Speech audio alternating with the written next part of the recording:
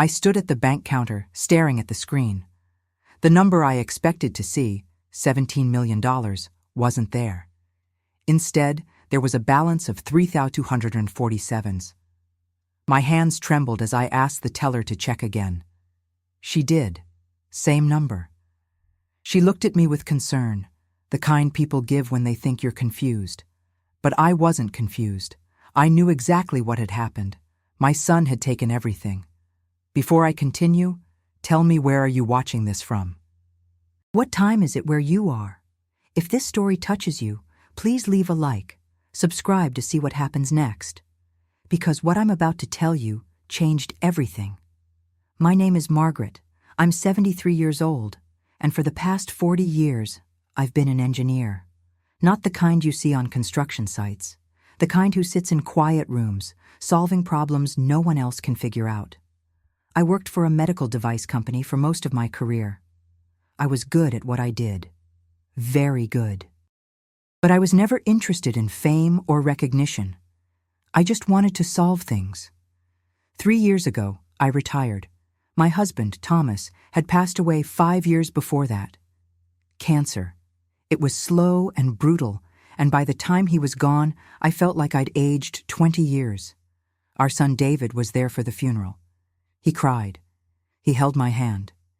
He told me he'd always be there for me, and I believed him. After Thomas died, I moved into a smaller house, something manageable, something quiet. I had a little garden in the back. I'd wake up early, make coffee, sit by the window, and watch the birds. It was peaceful. For the first time in decades, I wasn't solving problems for other people. I was just existing, and that felt like enough. The house I chose was a pale yellow bungalow on a street lined with oak trees. It had 2 bedrooms, a modest kitchen with white subway tiles, and a back porch that overlooked a small yard. In the spring, I planted tomatoes and basil. In the summer, I sat out there with a book and a glass of iced tea. The neighbors were polite, but kept their distance, which suited me fine. I wasn't looking for companionship. I was looking for peace. Thomas and I had been married for 46 years. We met in college. He was studying literature. I was studying mechanical engineering. We were an odd pair, but it worked. He loved words. I loved systems. He'd read poetry to me while I sketched diagrams on napkins. When he got sick, I tried to engineer a solution. I researched every treatment, every clinical trial, every experimental drug. But some problems can't be solved, and watching him fade was the hardest thing I've ever done.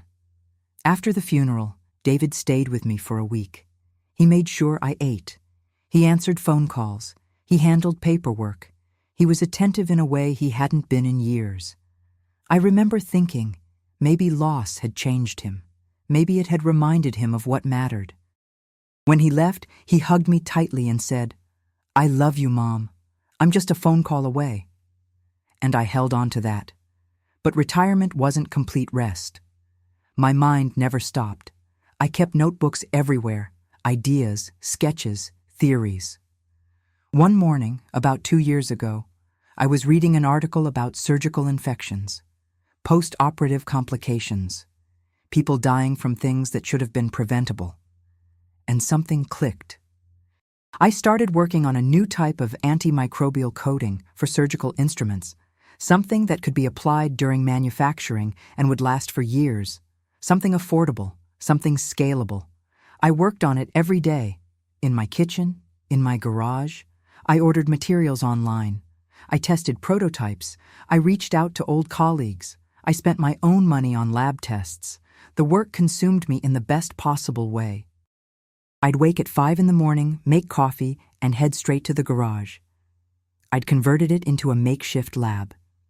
Shelves lined with beakers, test tubes, chemical compounds. I wore Thomas's old reading glasses because mine kept slipping down my nose. I played classical music on a small radio. Vivaldi, Bach. It helped me think. I tested dozens of formulas. Most failed. Some showed promise but degraded too quickly. Others were too expensive to produce at scale. I documented everything meticulously. I made charts. I tracked variables, I adjusted ratios, I was patient. I'd learned over decades that breakthroughs don't come from rushing. They come from persistence. One evening, after nearly 16 months of work, I tested a formula that exceeded every benchmark. It killed 99% of bacteria. It lasted over 3 years under stress conditions, and the production cost was negligible.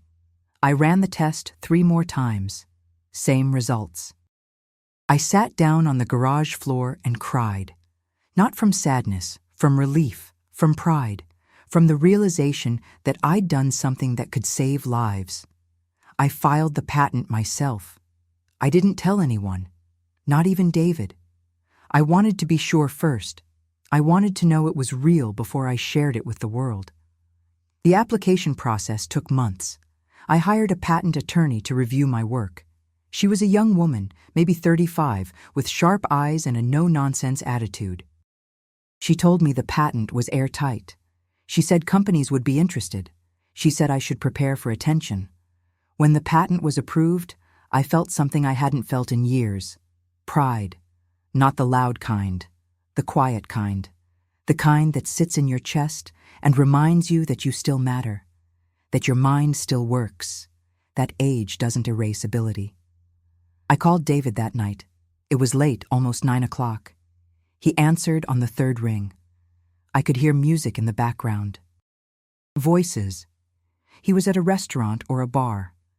I said, "David, I have something to tell you." He said, "Hold on, Mom." And I heard him step outside. The noise faded. He said, "Okay, what's up?" I told him about the patent. I explained what it was, what it could do. There was a pause. Then he said, "Wait, you've been working on this? For how long?" I said, "Almost 2 years." Another pause. Then his voice changed.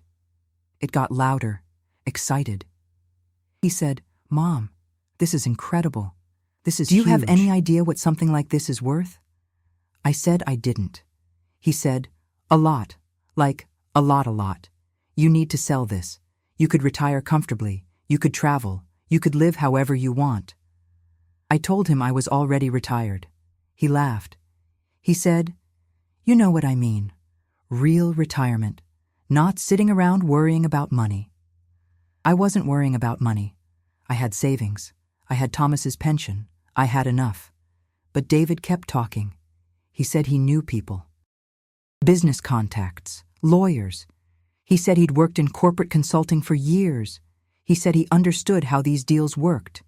He said, "Let me help you, Mom. I'll make sure you get what you deserve." And I believed him. Because he was my son. Because I wanted to believe he cared. Because the idea of navigating the business world alone felt overwhelming. So I said yes. Over the next 6 months, David took over the process. He arranged meetings with companies. He negotiated terms. He kept me updated, though the updates were always brief. He'd call me once a week, sometimes less. He'd say things like, "We're making progress. The offers are coming in. I'm narrowing it down to the best ones."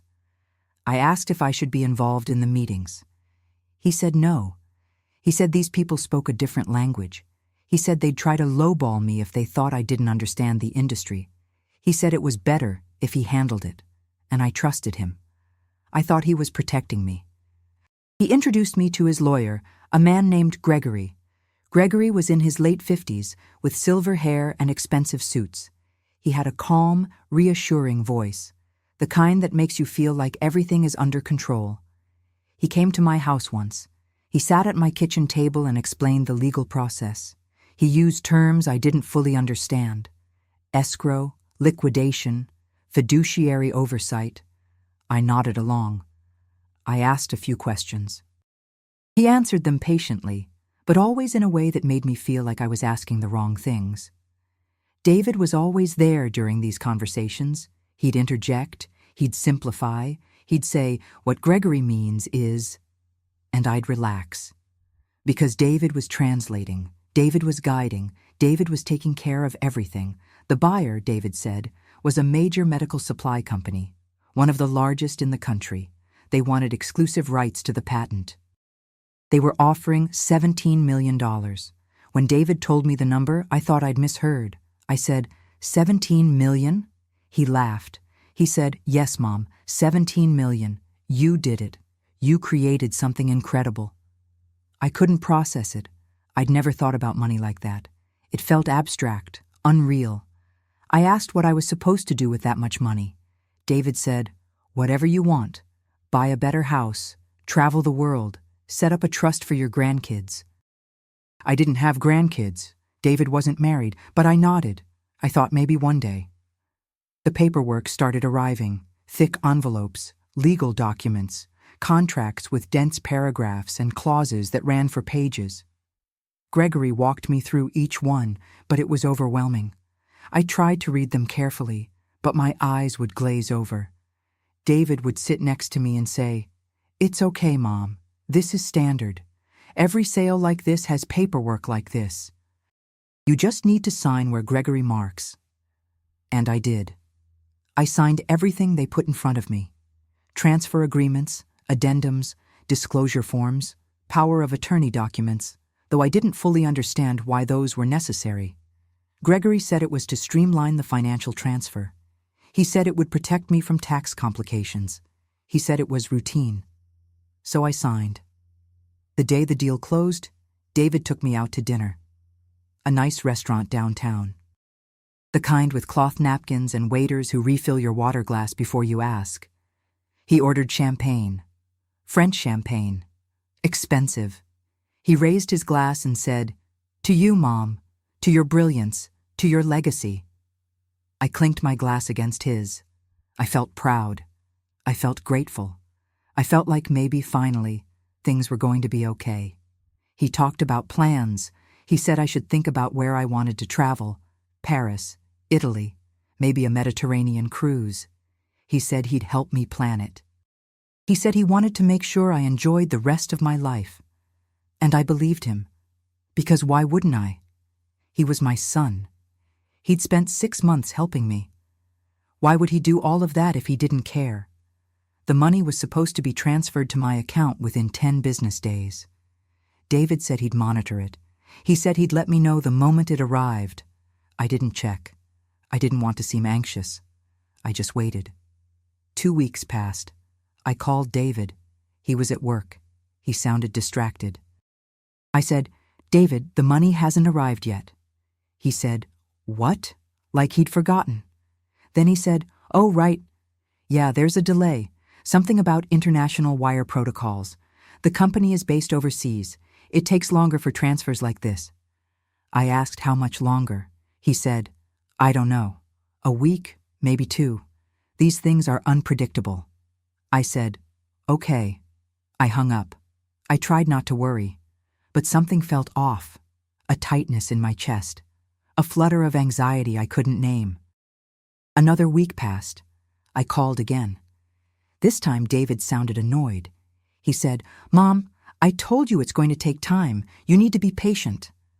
I said, "I'm just checking." He sighed. He said, "I know you're excited, but calling me every few days isn't going to make it go faster. I'll let you know when it arrives, okay?" I apologized. I said I didn't mean to be a bother. He softened. He said, "You're not a bother. I just don't want you to stress. Everything's fine." But it wasn't fine. I could feel it. At my age, you develop instincts. You learn to recognize when something is wrong, even if you can't explain why. It's a shift in tone, a hesitation in someone's voice, a pattern that doesn't fit. And David's pattern had changed. I decided to check my account myself. I drove to the bank on a Tuesday morning. The teller was a young woman with kind eyes. I asked her to show me my balance. She typed on her keyboard. Then she turned the screen toward me. 3,147.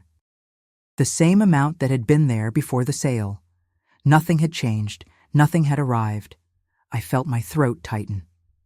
I said, "Can you check if there have been any large deposits in the past month?" She checked. She said, "No, ma'am, just your usual pension deposits." I asked if there were any pending transfers. She said, "Let me look." She clicked through several screens. Then she shook her head. No pending transfers. I sat there for a moment, staring at the number, $3,247. I asked her to print out my transaction history for the past 3 months. She did. I took the paper and walked out to my car. I sat in the driver's seat and read through every line, every deposit, every withdrawal, every charge. Nothing unusual. No $17 million, no wire transfer, no deposit, nothing. I felt something cold settle in my stomach. I called David immediately. It went to voicemail. I called again. Voicemail. I called a third time. He picked up. He sounded irritated. He said, "Mom, I'm in a meeting. What's wrong?" I said, "The money isn't in my account." There was a pause, a long pause. Then he said, "What do you mean?" I said, "I went to the bank. There's nothing there. It's the same balance as before." Another pause. Then he said, "Mom, we moved it to a trust account for tax purposes. It's safer that way. Gregory set it up. I thought I told you that." I said, "You didn't tell me that." He said, "I'm sure I did. It was in the documents." "You signed off on it." I said, "I don't remember signing anything about a trust account." He said, "Well, you did. Look, I have to go. I'll send you the paperwork, okay?" I said, "When?" He said, "Soon. I have to go." And he hung up. I sat in the car for a long time. The sun was bright. The parking lot was full. People walked past carrying groceries, pushing strollers, living their normal lives. And I sat there holding a piece of paper that showed me I had $3,247 to my name. While somewhere, somehow, $17 million had disappeared. That night, I couldn't sleep. I lay in bed staring at the ceiling, replaying every conversation, every document, every reassurance David had given me. I tried to remember if he'd ever mentioned a trust account. I couldn't. But there had been so many papers, so many signatures. Maybe I had missed it. Maybe I was the one who hadn't paid attention. But the more I thought about it, the more wrong it felt. The way David had paused on the phone, the way his voice had shifted, the way he'd rushed me off the call. It wasn't the tone of someone helping. It was the tone of someone hiding something. The next morning, I called Gregory's office. A receptionist answered. I said I needed to speak with Gregory about my account. She said he was unavailable. I asked when he'd be back. She said she didn't know. I asked if I could leave a message. She said she'd pass it along. I left my name and number. He never called me back. I tried calling David again. No answer. I sent him a text. "I need to see the trust account paperwork. Please send it today." He replied 3 hours later. "I'm traveling for work. I'll send it when I'm back." I asked when that would be. He didn't respond. Days turned into a week. I heard nothing. No paperwork, no explanations, no calls. I felt something shift inside me. Not anger yet. Something colder, something sharper. I realized I'd been naive. I realized I'd let my love for my son blind me to what was happening. I realized I needed to stop waiting for him to fix this. Because he wasn't going to. Because he was the problem. I went back to the bank.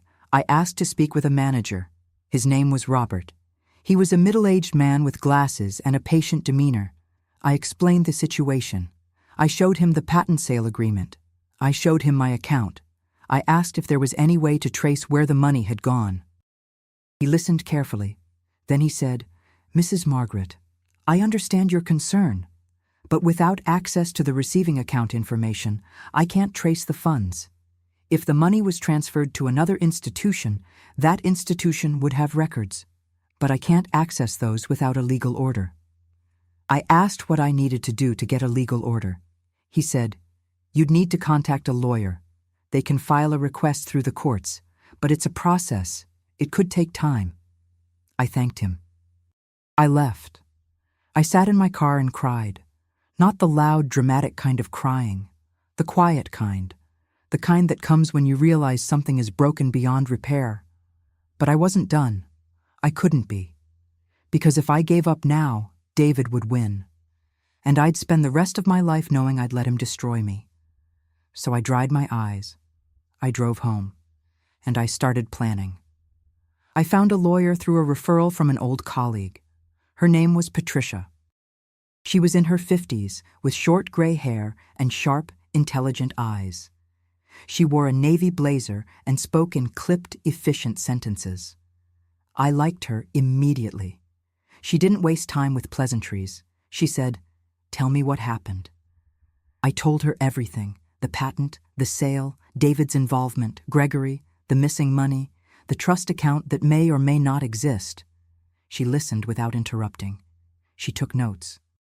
When I finished, she said, "Do you have copies of everything you signed?" I did. I'd kept every document in a folder in my desk drawer. I gave her the folder. She spent the next hour reading through each page. I sat across from her, watching her face. She didn't react much, just the occasional frown, the occasional underline of text. Finally, she looked up. She said, "Mrs. Margaret, you didn't sign a trust agreement. You signed a power of attorney and a transfer of ownership. Your son now has legal control over the patent proceeds." I felt the room tilt. I felt my breath catch. I said, "That's not possible. He told me it was just for the sale." She shook her head. She turned one of the documents toward me and pointed to a paragraph. "This gives him full authority over the funds. You signed it. It's notarized. It's legal." I read the paragraph. The words swam on the page. I saw my signature at the bottom. I saw the notary stamp. I said, "I didn't understand what I was signing. He told me it was routine." Patricia said, "I believe you. But from a legal standpoint, you signed willingly. That makes it very difficult to challenge." I asked if there was anything I could do. She said, "We can try. We can argue coercion or fraud. But we'd need evidence. Do you have anything? Emails, texts, recordings, anything that shows he misrepresented the documents?" I thought about it. I went through my phone. I found a few texts. But they were vague. Nothing explicit. Nothing that proved David had lied. I showed them to Patricia. She read them. She said, "It's not much, but it's a start." I left her office feeling hollow. I'd lost my husband. I'd lost my career. And now, I'd lost my son. Or maybe I'd never really had him at all. Maybe I'd been fooling myself for years. Maybe the boy I'd raised had never existed. Or maybe he had, and somewhere along the way, he'd disappeared. That night, I sat at my kitchen table. I spread out all the documents again. I read every word. I looked for anything that could help me. And then I found it. A clause buried deep in one of the contracts. Section 14, subsection C. It stated that any transfer of funds exceeding $10 million required secondary verification from the patent holder within 30 days of the transfer date. I read it 3 times to make sure I understood. Then I checked the date on the sale agreement. The deal had closed 6 weeks ago, which meant the 30-day window had passed. But I'd never received any verification request, not by mail, not by email, not by phone, which meant the transfer hadn't been completed according to the terms of the sale. I called Patricia the next morning. I told her what I'd found. There was a pause. Then she said, "That's good. That's very good. If they violated the terms of the sale, we can argue that the transaction is incomplete, that the buyer still owes you the money directly." She said we needed to contact the medical supply company. She said we needed to show them the clause and demand they comply with the verification process. She said it was risky. They could argue that the verification was waived or that David had authority to act on my behalf. But it was something. It was a crack in the wall. We drafted a letter. It was formal, legal. It outlined the clause. It demanded verification. It requested immediate suspension of any further fund transfers until the matter was resolved. Patricia sent it via certified mail. We waited. 2 weeks passed. Then I received a call from the company's legal department. A woman named Ms. Klein. She was polite but guarded. She said they'd received our letter. She said they were looking into the matter. She said she'd call me back within a week. She called back in 5 days. She said they'd reviewed the contract. She confirmed that the verification clause existed. She said they'd reached out to David. She said he'd told them I was elderly and confused, that I'd authorized everything, that I was now trying to back out of the deal because I regretted it. I felt my hands shake. I felt anger rise in my chest. I said, "That's not true. I never authorized any transfer to an account I didn't control. I was deceived." Ms. Klein said, "I understand, but we need proof. We can't just take your word for it. Do you have anything that shows you weren't properly informed?" I said I'd get back to her. I hung up. I called Patricia. I told her what Ms. Klein had said. Patricia said, "We need to build a case. We need documentation. We need to show a pattern of deception." I started going through everything. Every email David had ever sent me, every text, every voicemail. I printed them out. I organized them chronologically. I highlighted anything that seemed evasive or vague. I made notes in the margins. I found an email from 8 months ago. David had written, "Mom, don't worry about the legal stuff. I've got it covered. Just trust me." Another email from 6 months ago. "You don't need to be at the meetings. These guys will just confuse you. Let me handle it." I found texts where I'd asked questions and he'd deflected. Texts where I'd expressed concern and he'd told me I was overthinking. I found a voicemail where he'd said, "Mom, you're being dramatic. Everything's fine. Stop worrying." I gave everything to Patricia. She reviewed it. She said it wasn't a smoking gun. But it showed a pattern. It showed David had deliberately kept me out of the loop. It showed he'd discouraged my involvement. It showed he'd dismissed my concerns. We sent a second letter to the medical supply company. This time, we included the emails, the texts, the timeline. We argued that I'd been systematically excluded from the process, that I'd been manipulated into signing documents I didn't understand, that the verification clause existed for exactly this reason. Ms. Klein called me back. She said the company was taking this seriously. She said they'd conducted an internal review. She said they'd found inconsistencies in the account information David had provided. She said they were freezing the funds pending further investigation. I felt something loosen in my chest. For the first time in months, I felt like I could breathe. I said, "Thank you." Ms. Klein said, "We'll be in touch." David found out. He called me that night. He was furious. He said, "What the hell are you doing, Mom? You're ruining everything. Do you have any idea what you've done?" I said, "I'm protecting what's mine." He said, "It's not yours anymore. You signed the papers. It's done. You're just being difficult because you don't understand how business works." I said, "I understand perfectly. You lied to me. You took advantage of me. You stole from me." He laughed. A cold, bitter laugh. He said, "I didn't steal anything. You gave it to me. You signed every document. You agreed to everything. This is your fault for not paying attention." I felt something snap inside me.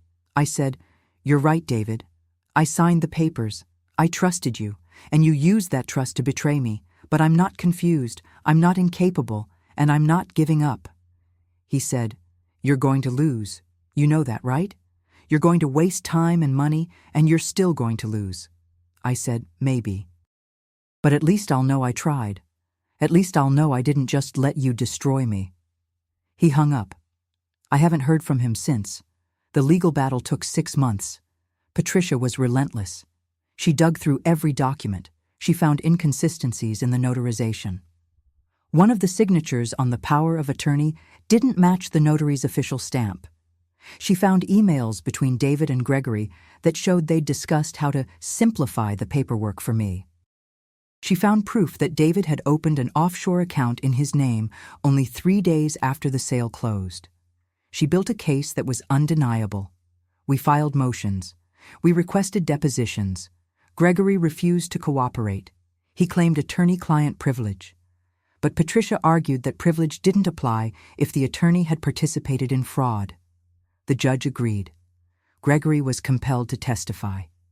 His testimony was damning. He admitted that David had instructed him to make the power of attorney as broad as possible. He admitted that he'd advised David on how to structure the transfer to avoid detection. He admitted that I'd asked questions during the signing, and that David had interrupted and reassured me without actually answering. The judge reviewed everything: the documents, the emails, the testimony, the inconsistencies, and then he ruled in my favor. He invalidated the power of attorney. He ordered the funds to be released to my direct control. He ordered David to pay my legal fees, and he referred the case to the state bar for investigation into Gregory's conduct. The medical supply company completed the verification process properly. They transferred $17 million directly to my account. I watched the number appear on my screen. I felt something I hadn't felt in years. Not joy, not relief, something quieter, something steadier. A sense that justice, however delayed, had arrived. David tried to appeal. He lost. He tried to contact me through his aunt, my sister. She called me and said, "Margaret, he's your son. Don't you think you're being too harsh?" I said, "He stole from me. He lied to me. He treated me like I was stupid. And when I fought back, he called me confused. I'm not being harsh. I'm being honest." She said, "But he's family." I said, "Family doesn't do what he did." She hung up. I haven't heard from her either. David sent me a letter.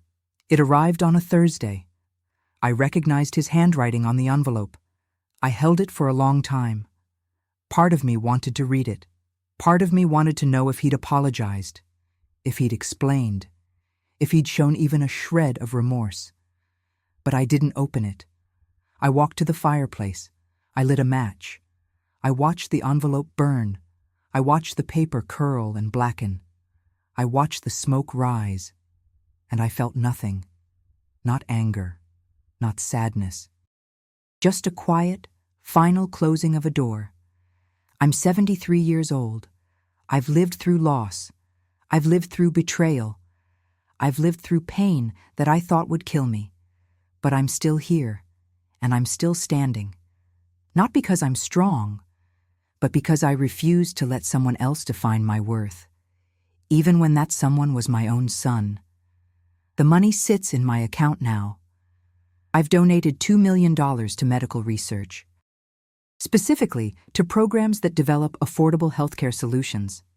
I've set up a scholarship fund for women in engineering, $1 million. It'll help dozens of students every year. I've bought myself a new house, nothing extravagant. A 2-bedroom cottage near the coast.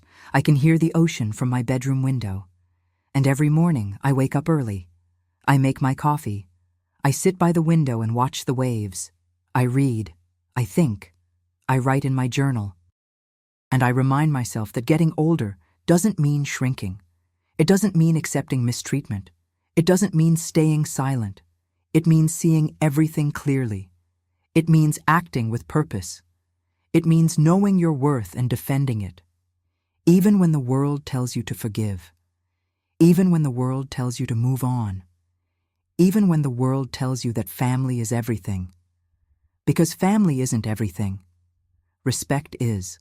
Honesty is. Trust is.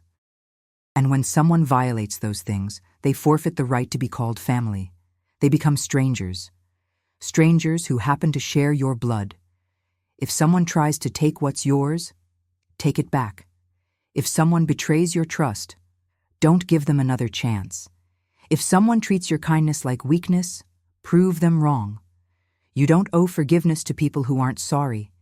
You don't owe loyalty to people who've shown you none. And you don't owe silence to people who've tried to silence you. I built my life with my mind. I built my legacy with my work. And I'll be damned if anyone takes that from me. Not even my son. Especially not my son.